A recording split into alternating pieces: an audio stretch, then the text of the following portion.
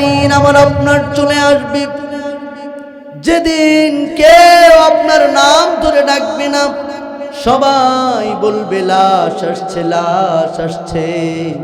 মসজিদের মধ্যে এলান হয়ে যাবে আপনার নাম। আত্মীয় স্বজনগুলো ছুটে ছুটে আসবে, পাড়া প্রতিবেশী ছুটে ছুটে আসবে, বড্ড তাড়াহুড়ো করবে, কখন জানি জানাজা হবে, কখন দাফন করা হবে।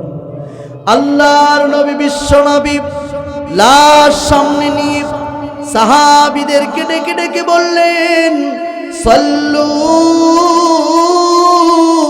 ক্বাবলা আন তুসাল্লা আলাইহি, নামাজ পড়ো, নামাজ পড়ো। জীবনে এমন একটা নামাজ দাঁড়িয়ে যাবে, ফজর পড়েছেন ইমামের পিছনে, জোহর পড়েছেন ইমামের পিছনে, আসর কিংবা মাগরিব পড়েছেন ইমামের পিছনে, জুমা কিংবা ঈদের নামাজটাও পড়েছেন ইমামের পিছনে। এমন একটা জীবনে নামাজ দাঁড়িয়ে যাবে, শত চেষ্টা করেও আপনি ইমামের পিছনে দাঁড়াতে পারবেন না, ইমামের সামনে আপনাকে শোয়ায় দেওয়া হবে।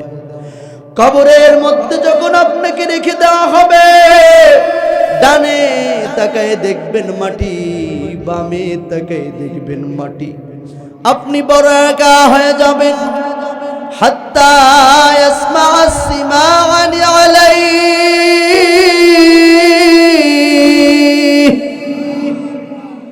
পায়ের আওয়াজগুলো আপনি শুনতে পারবেন।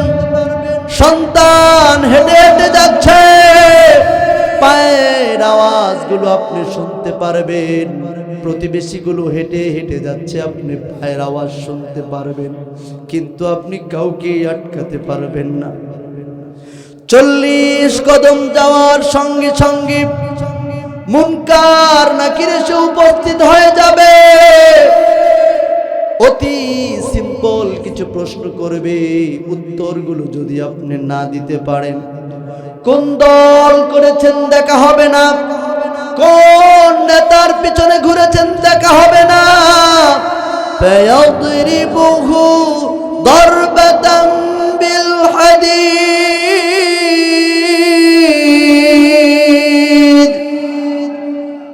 লোহার হাতুড়ি দিয়ে এত জোরে জোরে মাথার উপরে আঘাত করা হবে, মাথা চূর্ণ বিচূর্ণ হয়ে যাবে, 70 গজ মাটির নিচে আপনি চলে যাবেন। লা ইয়ামুতু ওয়া লা ইয়াহইয়া, সেদিন মানুষ মরবেও না, বাঁচবেও না, শুধু কষ্ট অনুভব করবে।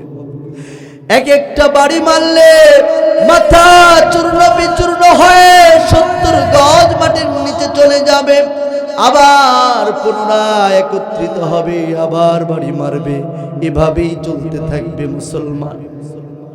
হাত্তা ইয়াসিহু সাইহাতান, এত জোরে জোরে চিৎকার মারবে, গরু বাঁধা থাকলে রশি ছিঁড়ে পালিয়ে যায়, ছাগল বাঁধা থাকলে রশি ছিঁড়ে পালিয়ে যায়। শুধুমাত্র কেবলমাত্র ইল্লা সাকালাইন, দুইটি প্রাণী মানুষ আর জিন শুনতে পারে না, মানুষ আর জিন শুধু শুনতে পারে না। এই জন্য মৃত্যু এমন কঠিন জিনিস, মরণ থেকে পালাও তুমি,